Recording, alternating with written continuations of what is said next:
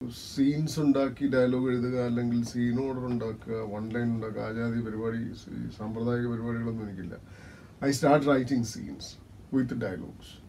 ഇപ്പം ഇംഗ്ലീഷിൽ വരുന്ന എല്ലാ ഡയലോഗ്സും ഇംഗ്ലീഷിൽ തന്നെയാണ് എഴുതിയിട്ടുള്ളത്, അല്ലാതെ മലയാളത്തിൽ എഴുതിയിട്ട് ട്രാൻസ്ലേറ്റ് ചെയ്യുന്നതല്ല. കാരണം ആ സിറ്റുവേഷനിൽ ആ വാക്ക് വരും, അല്ലെങ്കിൽ അങ്ങനെ ഒരു സെൻറ്റൻസ് വരും. അത് എഴുതുമ്പോഴേ നമുക്കത് മനസ്സിലാവുള്ളൂ. അല്ലാതെ നമ്മൾ മുൻകൂട്ടി കുറേ വാക്കുകൾ ശേഖരിച്ച് വെച്ചിട്ടല്ല എഴുതുമ്പോൾ. ഇംഗ്ലീഷിലാണെങ്കിലും മലയാളത്തിലാണെങ്കിലും കൃത്യമായ വാക്കുകൾ വീണ് കിട്ടും. അത് നമ്മുടെ ഒരു സിദ്ധിയോ വൈഭവമോ ഉണ്ടല്ല, എല്ലാ എഴുത്തുകാർക്കും സംഭവിക്കുന്നത് പോലെ ഒരു ഒഴിഞ്ഞ കടലാസമായിട്ടിരിക്കുമ്പോൾ അതുവരെ മനസ്സിലില്ലാത്ത പല കാര്യങ്ങളും സംഭവിക്കും. ചിലപ്പോൾ അതിനുവേണ്ടി നമ്മൾ ഒരുപാട് വെയിറ്റ് ചെയ്യേണ്ടി വരും, ഒരുപാട് മണിക്കൂറുകൾ നമ്മൾ നിരാശയോടെ കാത്തിരിക്കേണ്ടി വരും. പക്ഷെ ഒടുവിൽ എഴുതി വരുമ്പോൾ നമുക്ക് നമ്മൾ ആഗ്രഹിച്ച വാക്കുകൾ കിട്ടും.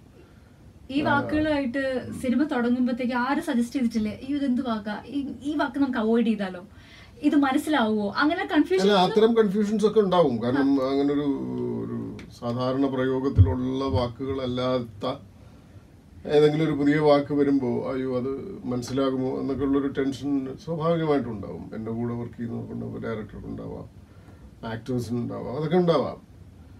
പക്ഷെ അത് പലപ്പോഴും ഇതിൻ്റെ ഒരു കൃത്യമായ അർത്ഥം മനസ്സിലായില്ലെങ്കിൽ പോലും അതുണ്ടാക്കുന്നൊരു തിയേറ്റർ പഞ്ച്, അത് ആളുകൾ തിയേറ്ററിൽ ഏറ്റെടുക്കാറുണ്ട്. അത്തരം അത് ആ പ്രയോഗത്തിന്റെ ഒരു റിഥം കൊണ്ടോ മുഴക്കം കൊണ്ടോ ഒക്കെ ആവാം.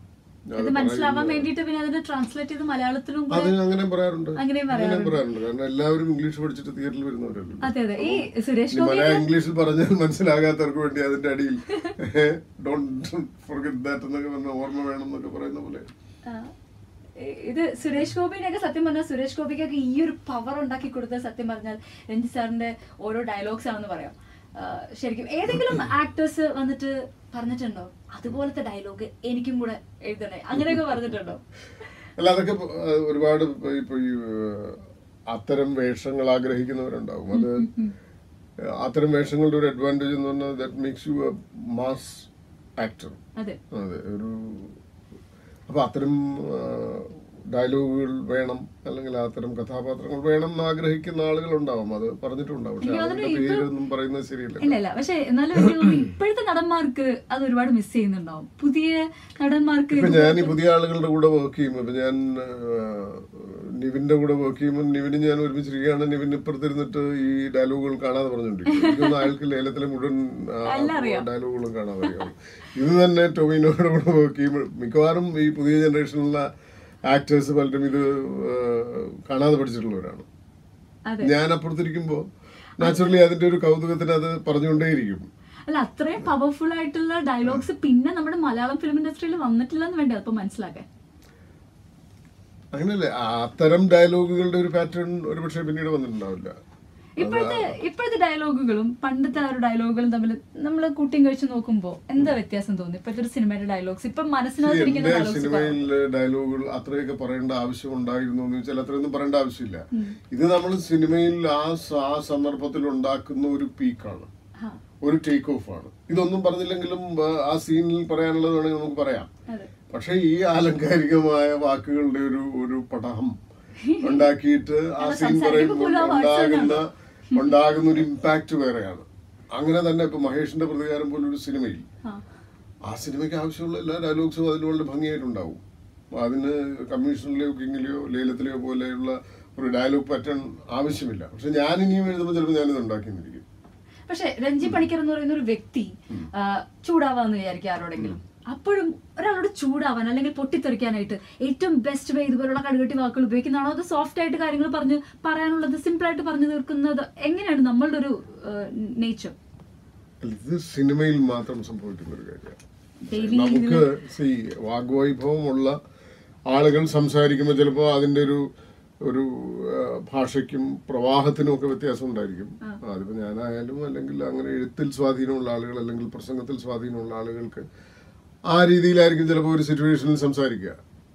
ഒരു സാധാരണ ആള് സംസാരിക്കുന്നതിനേക്കാൾ കുറെ കൂടെ ഒരു കൃത്യമായ അടുക്കിൽ ചിലപ്പോൾ സംസാരിക്കുന്നുണ്ടാവും.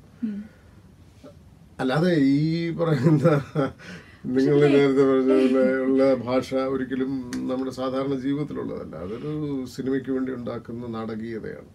പണ്ട് രഞ്ജി പണിക്കരുടെ ഡയലോഗിനെല്ലാം നെഞ്ചിലേറ്റിയ ജനങ്ങൾ തന്നെ ഇന്ന് പാവം പൃഥ്വിരാജിന് ഫേസ്ബുക്കിലോ ട്വിറ്ററിലോ ഒരു പോസ്റ്റ് ഇടാൻ അനുവദിക്കാറില്ല.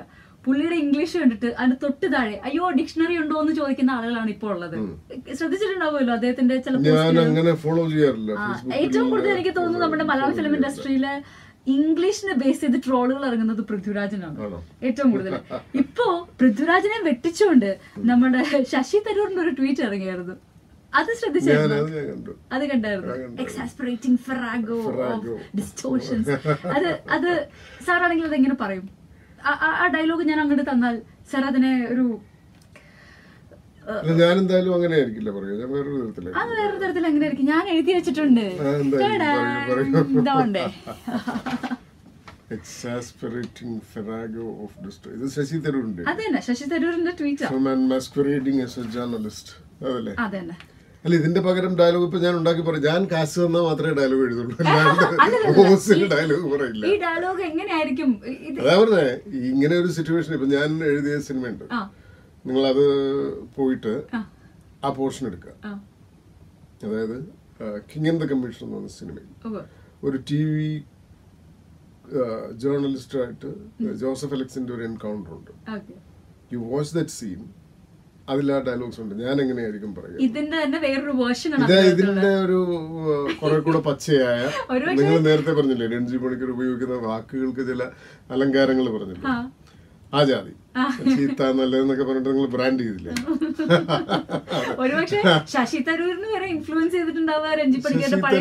രഞ്ജി പണിക്കരാൽ ഇൻഫ്ലുവൻസ്ഡ് ആവുന്ന ഒരാളാണോ? ഹീസ് വെരി എന്താ പറയാ, വലിയ ഭാഷാ സ്വാധീനമുള്ള ഇംഗ്ലീഷ് എഴുത്തുകാരനാണ്. ശശി തരൂരിന് രഞ്ജി പണിക്കരെ കേട്ട് പഠിക്കേണ്ട ആവശ്യമില്ല. ഞാനങ്ങനെ പറഞ്ഞ എന്ത് ബോറായിരിക്കും കേൾക്കുന്നവര്. ഇയാൾക്ക് നാണല്ലെന്ന് ചോദിക്കില്ല. എല്ലാം കേട്ടിട്ടുള്ള വാക്കുകളാണ്. എല്ലാം കേട്ടിട്ടുള്ള വാക്കുകളാണ്. പക്ഷെ എനിക്ക് തോന്നുന്നത് ഇങ്ങനെ ഒരു സിറ്റുവേഷനിൽ ശശി തരൂർ അത് ഉപയോഗിച്ചപ്പോൾ അതിന് ആ സന്ദർഭത്തിലുണ്ടായ ഒരു പ്രത്യേക ഒരു പ്രസക്തിയും ശക്തിയും സൗന്ദര്യവും ഒക്കെ അതിനുണ്ട്. ഇതെല്ലാം ഇൻഡിവിജ്വൽ ആയിട്ട് നമുക്കറിയാവുന്ന വാക്കുകളാണ്. ശശി തരൂർ ഭാഷയുടെ ഒരു വശ്യമായ ഭാഷ എഴുതാൻ അറിയാവുന്ന ആളാണ്.